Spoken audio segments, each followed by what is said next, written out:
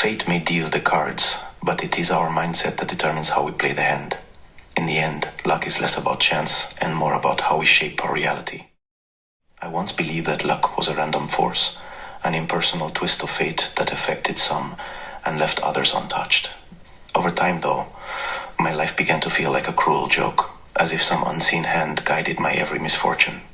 Every small disaster seemed to follow me like a shadow, leading me to question whether life was ruled by something deeper than random chance. Could it be that my mindset was shaping this narrative?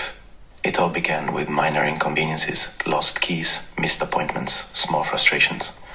At first they felt like common annoyances, easily explained as life's usual chaos. But as these incidents accumulated, they started to feel less random and more like a pattern. Murphy's Law quickly became my unspoken mantra. Anything that could go wrong did go wrong. I started anticipating failure, as if bracing for disaster could somehow prepare me for the inevitable. And yet, the more I anticipated things going wrong, the more they seemed to go wrong. This raised a troubling question.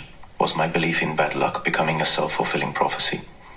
Could my constant focus on misfortune be subtly guiding my choices, leading me toward the very outcomes I dreaded?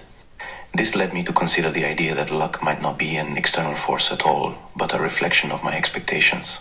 Psychologists often talk about confirmation bias, the tendency to focus on information that supports our beliefs while ignoring anything that contradicts them.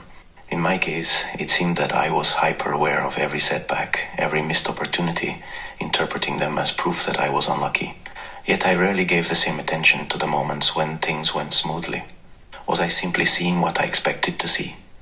Fear and anxiety played a large part in this. My fear of failure and disappointment led me to constantly prepare for the worst. But in doing so, I was giving power to the very things I feared.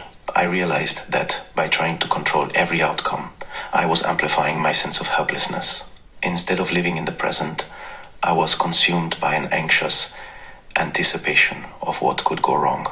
In this way, fear and anxiety didn't just shape my perception of luck, they influenced my actions, reinforcing the negative outcomes I was trying so hard to avoid. That was when I realized I had mastered the art of being unlucky. In trying to avoid misfortune, I had become its artist, painting my life with pessimism and fear, anticipating failure at every turn. But just as an artist can choose a different palette, I wondered if I could choose a different perspective.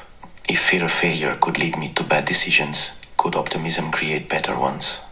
I began to wonder about the balance between optimism and pessimism. There's a certain comfort in expecting the worst. After all, if you're always prepared for failure, you avoid the shock of disappointment. But what about the cost of that mindset? If I always assumed the worst, wasn't I closing myself off from opportunities, from the possibility of success? Gradually, I started to shift my mindset.